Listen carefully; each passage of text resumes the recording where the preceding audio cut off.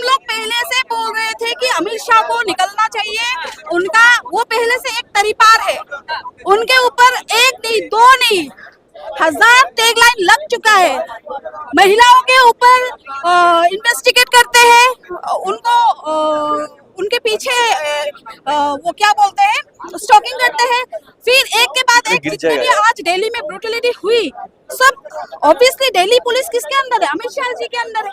तो उन्होंने क्या हर बार हमने मांग की, लेकिन वो इतने बेशरम है कि वो हमारे मांग सुनने को तैयार नहीं है। तो आज फिर हम यूथ कांग्रेस की तरफ से फिर से निकले हैं ताकि वो बेशरम जितने बेशरम हो वो आज थोड़ी शर्म करे और वो अपना रेजिग्नेशन अपना इस्तीफा दे।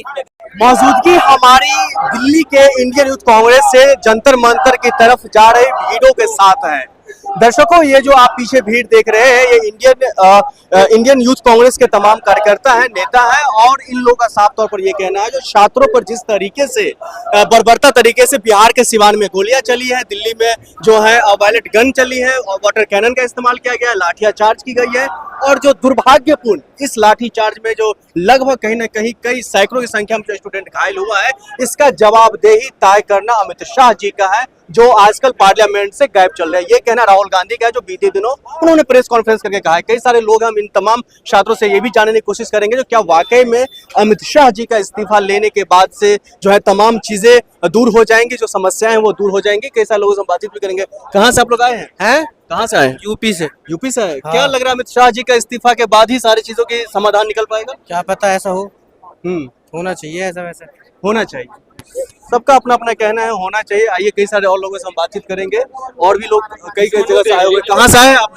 हरियाणा से। क्या लग रहा है अमित शाह जी का आप लोग इस्तीफा मांग रहे हैं, ऐसा पॉसिबल है? हो जाएगा? भाई पूरी कोशिश करे तो भाई मिल जाएगा। सर क्या लग रहा है अमित शाह जी का इस्तीफा का कॉल दिया गया है, ऐसा हो पाएगा?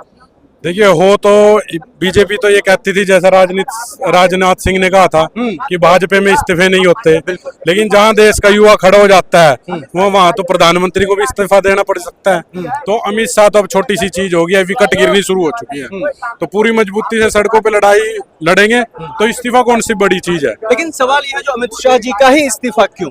क्योंकि जो लाठियां पड़ी हैं वो किसने मारी हैं लोगों के ऊपर? दिल्ली पुलिस। तो दिल्ली पुलिस किसके अंडर आती है? गृह मंत्री अमित शाह जी के अंदर। तो फिर अमित शाह इस्तीफा क्यों नहीं देंगे? उनकी पूरी जिम्मेवारी बनती है इस्तीफा देने की, और इस्तीफा उनको नैतिकता के आधार पे देना चाहिए कि मेरे गृह मंत्रालय के कार्यकाल के दौरान छात्रों पे इस तरीके से लाठीचार्ज हुआ है वो शर्मनाक है। महिलाओं पर किस तरीके से, छात्राओं पे जिस तरीके से वार हुए, ये सोच नहीं सकते कि ये महाभारत चल रही थी क्या, वहाँ द्रौपदी का चीरहरण हो रहा था, या फिर ये एक सिंपल से एक लोकतांत्रिक देश में एक प्रदर्शन चल रहा था। तो ये दोनों चीज समझने वाली बात है। अगर थोड़ी सी नैतिकता भाजपा में, वैसे तो जिस दिन आरएसएस और भाजपा में चले जाते हैं नैतिकता खत्म हो जाती है, लेकिन फिर भी अगर किसी कोने में उनके भी परिवार है, कुछ छोटी मोटी थोड़ी सी नैतिकता बची हो तो उनको खुद से इस्तीफा दे देना चाहिए। राहुल गांधी जी कल प्रेस कॉन्फ्रेंस में और संसद के अंदर में कह रहे मुझे बोलने नहीं दिया जा रहा है। प्रेस कॉन्फ्रेंस करके कहते हैं जब अमित शाह जी का हाथ पांव कांप रहे थे जब वो गाड़ी में थे, वो संसद के अंदर नहीं आ रहे डर से।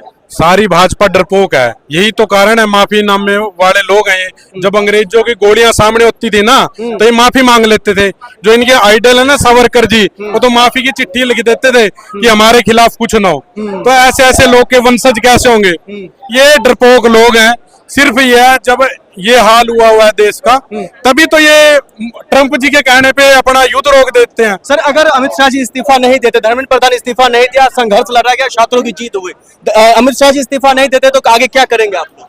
ऐसे ही पूरी मजबूती से सड़कों पर लड़ाई लड़ते रहेंगे जब तक इस्तीफा नहीं होता। बिल्कुल, सड़कों पर लड़ाई लड़ते रहेंगे जब तक इस्तीफा नहीं होता है। अभी हम लोग जो तमाम प्रोटेस्टर के साथ जो प्रोटेस्ट जो कर रहे हैं इंडियन यूथ कांग्रेस के साथ आगे बढ़ रहे हैं, जंतर मंतर की ओर हम लोग बढ़ रहे हैं।